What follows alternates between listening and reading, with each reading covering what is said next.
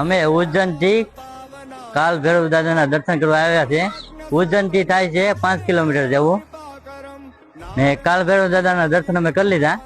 અહીંયા કાલ ભૈરવ દાદાને દારૂ ચડે છે ને લોકોની માન્યતા એવી છે કે દારૂ જો પીવડાવે ને ચડી દારૂ પી જાય તો બધા માન્યતા એવી છે કે આપણી જો મનોકામના હોય ને બધી પૂરી થઈ જાય છે ને કારો કૂતરો જો આપણું હાથનું ખાય તો એની બધી મનોકામના પૂરી થઈ જાય છે એવું લોકોની માન્યતા છે।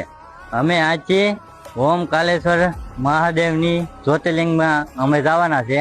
અમારા અંદાજથી કે 150 કિલોમીટર જેવું થાય છે। બસ અમે હવે નીકળવાના છે થોડોક સમયમાં, નાસ્તો પાણી કરી લેવાના છે, પછી અમે નીકળી જવાના છે।